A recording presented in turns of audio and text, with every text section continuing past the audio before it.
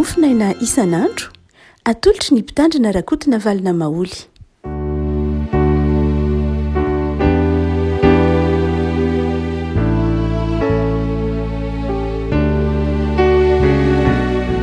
Famirahabahantsika ry havako tratrety zoma faha-telopolo ny volana aogositra ity. Ny mofinaina voalahatra antsika dia ny Koritianina voalohany. Tadasy nosoratana ho an'ny Koritianina tadasy voalohany io ny Koritianina voalohany toko fahaenina andininy faharoa ambin'ny folo ka hatramin'ny andininy faharoapolo. Koritianina voalohany toko fahaenina andininy faharoa ambin'ny folo ka hatramin'ny faharoapolo vakitsika amin'ny anaran'i Jesosy. Ny zavatra rehetra azoko atao nefa tsy dia ary-mahasoa avokoa ny zavatra rehetra. Zavatra rehetra azoko atao nefa izaho tsy mety handevozin-javatra na inona na inona. Ny anina dia ho an'ny kibo ary ny kibo ho an'ny anina. Nefa samy ho levon'Andriamanitra izy roa.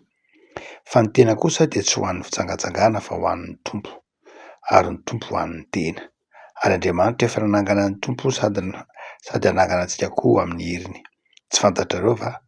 Fa momba ny tenan'i Kristy ny tenanareo. Moa hanala momba ny tenan'i Kristy va ka hanolotrano amin'ny momba ny tenan'ny vehivavy tsanga? Sanatria izany. Moa tsy fantatrareo va fa izay miray amin'ny vehivavy tsanga dia tena miray aminy fa hoy Andriamanitra ho nofo ray ihany izy roa. Fa izay miray amin'ny tompo kosa dia fanahy ray aminy. Mandotsira ny fitsangatsangana izay voatana rehetra ataon'ny olona dia eny ivelan'ny tenany ihany. Fa ny mitsangatsanga kosa dia manota miatra amin'ny tenany. Ahoana ary, moa tsy fantatrareo va fa ny tenanareo dia tempolin'ny fanamasina izay ao anatinareo sady efa azonareo tamin'Andriamanitra ka tsy tompon'ny tenanareo ianareo fa olom-boavidy ianareo koa dia mankalaza an'Andriamanitra amin'ny tenanareo. Ray masino manamasinana ny fahamarinana ny teninao no fahamarinana. Amen. Orana ara-pitondratena na orana amin'ny lafiny etika no resahan'i Paoly amin'ity taratasy nosoratany ity ny toko fahaenina, ny toko fahafito, toko fahafito momba ny fanambadiana, ny toko fahaenina momba ny fifandraisana amin'ny fitondratena eo anivon'ny fiarahamonina, fifandraisana amin'ny mpiarabelona dia mitohy. Rahatỳ amin'ny Koritianina toko faharoa ambin'ny folo ary zany na ny faha-raika ambin'ny folo. Ny andininy fahaenina manao hoe ny zavatra rehetra dia azoko atao nefa tsy ary-mahasoa avokoa ny zavatra rehetra.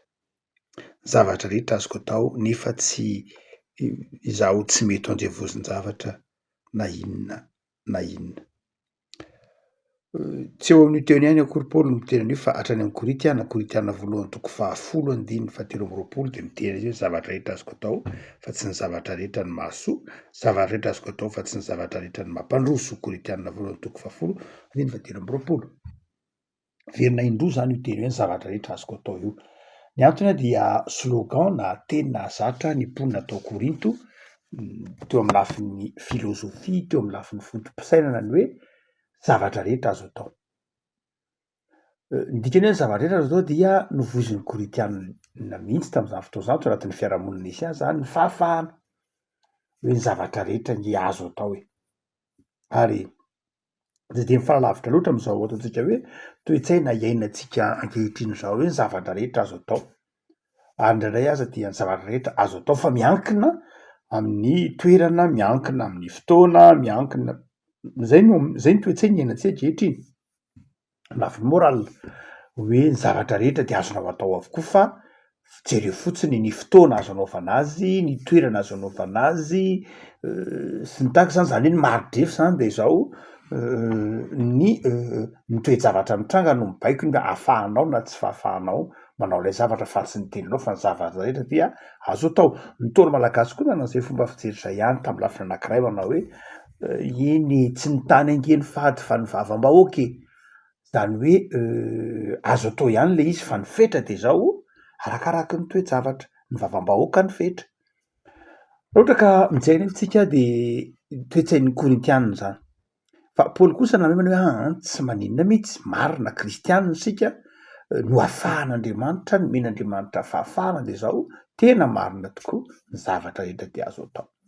Ny zavatra rehetra dia men'Andriamanitra fahafahantsika hanao azy. Andriamanitra tsika teto rehefa niresaka momba ny teolôjian'i Saint Augustin ny amin'ny hoe fonina harin'ny olombelona Andriamanitra dia men'Andriamanitra ao anatin'ny olona ny fahafahana hanota na ny fahafahana andika ny sitrapon'Andriamanitra. Nataon'Andriamanitra ao anatin'ny olona zany. Fa nataon'Andriamanitra ao anatin'ny olona koa ny fahafahana hanao ny sitrapon'Andriamanitra. Zany hoe raha ohatra ka ny fahafahana hanota ihany nataon'Andriamanitra atao anatin'ny olona dia amin'izay fotoan'izay zany dia nateraka hanota ny olona, nanoariana hanota ny olona. Raha ohatra ka ny fahafahana hanao ny sitrapon'Andriamanitra ihany nataon'ny olona ao anatin'ny olona dia zao tsy nahana fahafahana isafidy zany olona fa toy ny saribakolon'Andriamanitra ka dia zay tian'Andriamanitra ataony ihany natao. Fa tsy izay ho Saint Augustin. Nataon'Andriamanitra ao anatin'ny olona ny fahafahana hanao ny tsara sy ny fahafahana hanao ny isafidy tsy hanao ny tsara.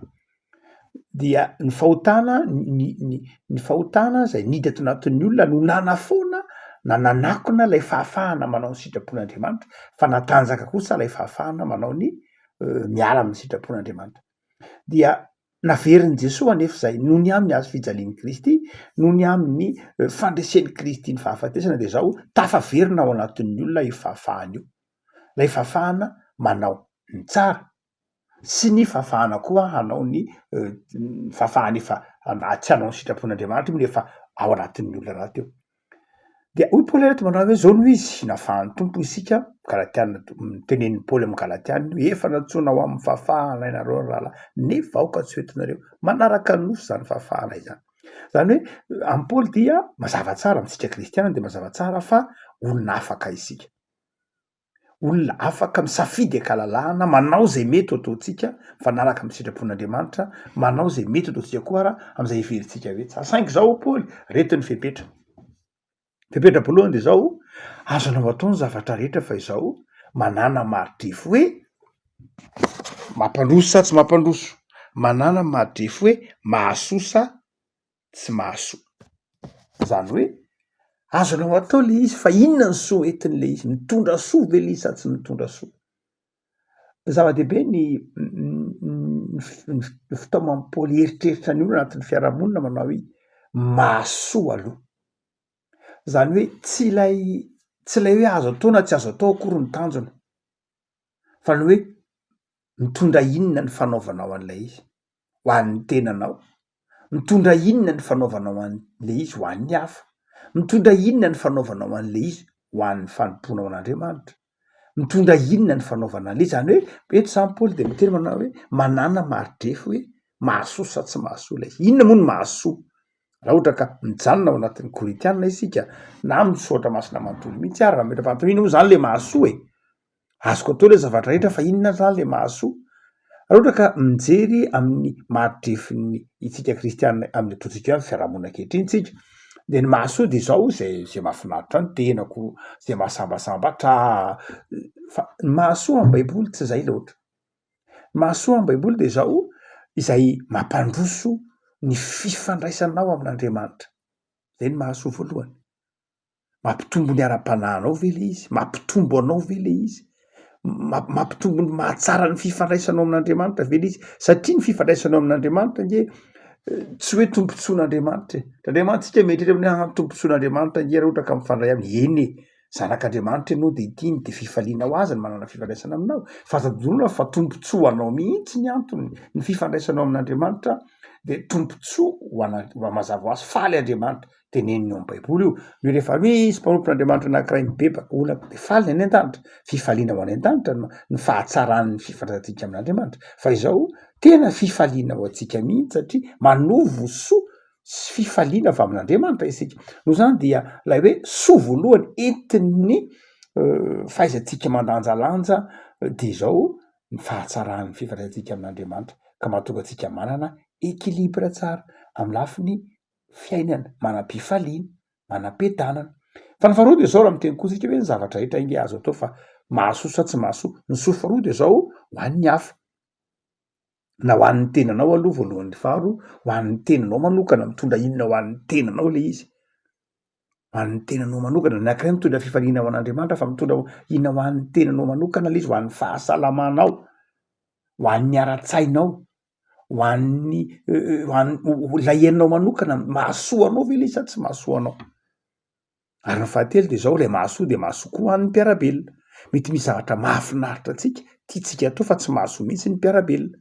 mety mahasoa ny tenatsika koa rangamba ny anfieritra retatsika azy fa tsy mahasoa ny mpiarabelona de paoly manao hoe ny fetra zany de zao mba hahasoa sa tsy mahasoa ny tena takatra ny fanabeazana teraka io zany de zao tsy ny fitezanany olona hametra ny fahafahana ny tenany manokana fa ny fampahafantarana azy hoe zao no antsoina hoe mahasoa zany hoe rehefa ao anatin'io raha ohatra zany ka mitaizaka izy tsika na mitaiza tanora tsika na manabe olombelona isika de zao ny fametrahana ao anatin'lay olona lay ataotsika hoe sotoavina hoe reto no antsoina hoe mahasoa ny tena zava-dehibe dia ainy ho azy fotsiny rehefa aveo mitantana ny fahafahana raha ohatra ka hitaiza momba ny fahafahana tsika hoe olona afaka kanefa tsy napiditra valeur atao anatin'lay fiarahamonina de manjary tonga am'lay tononkirana laza hoe atsika daholo dia sombana daholo na soiombonana sombanana daholo ny zavatra satria no heverina hoe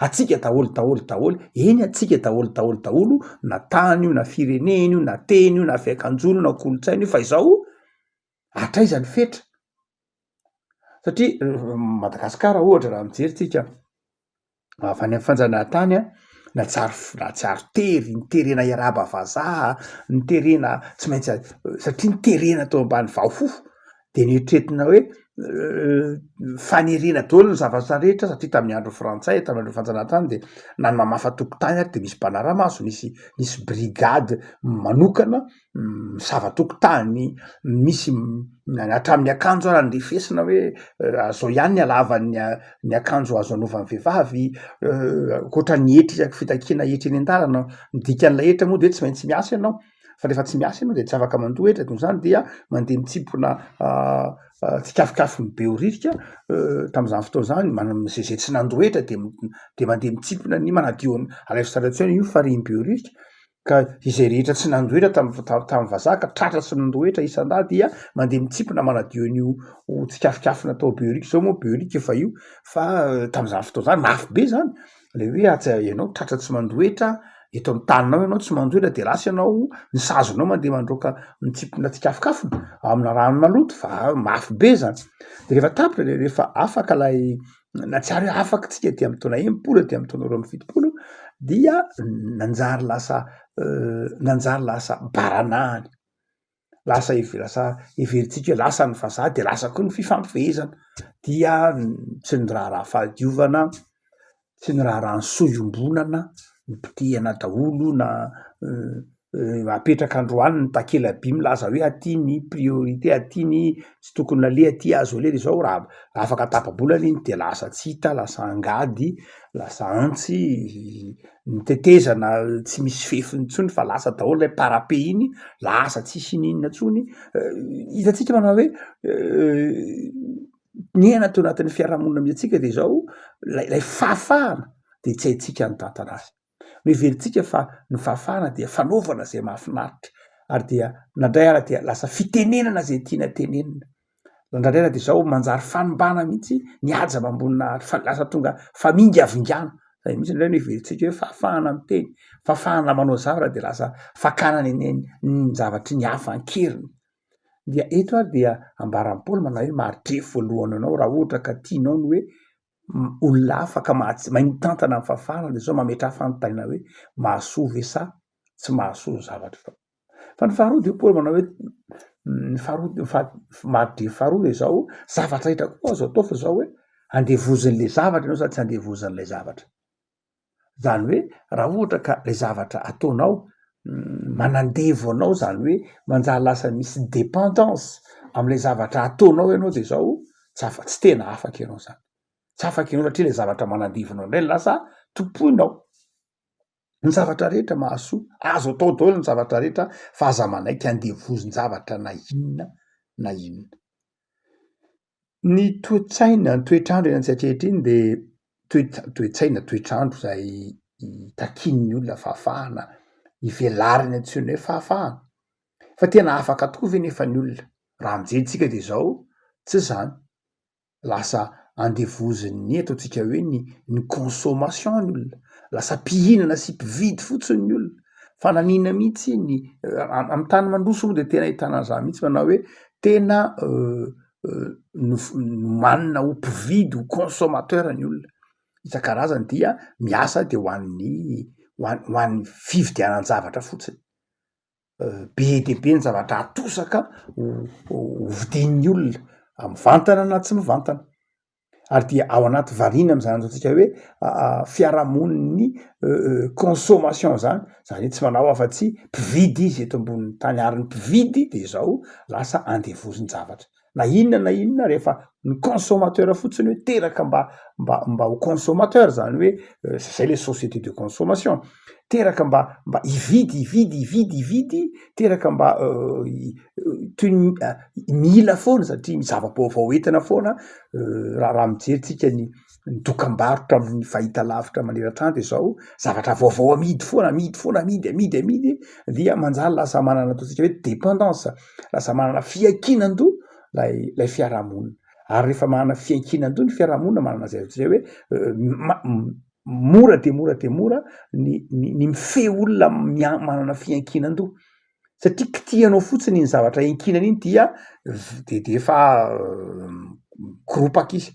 Io tsy voatery hoe itsika zao mahantra de firenena dia mety ho miankin-doha tsika amin'ny asa misakafo na ohatr'izany, de raha vao mihina sakafo dia de mety mankina sanatria fa nanontany mandroso be reo aza de zao mety ho zavatra mety miankina izy ngia amin'ny kitihanao fotsiny congé, na kitihanao fotsiny vacances, na kitihanao fotsiny ny fitaterana, na kitihana kely satria reny iankinany satria société de consommation izy de lasa andevozin-javatra izy. Ka rehefa andevozin-javatra izy de zao lasa miankina amin'iny. Ary rehefa iny ny kitihanao, iny ny fomba ifehezana azy tsotra be mihitsy dia mieritreritra izy hoe afaka fa nefa izy tsy afaka mihitsy izy fa manana fiankinan-doha.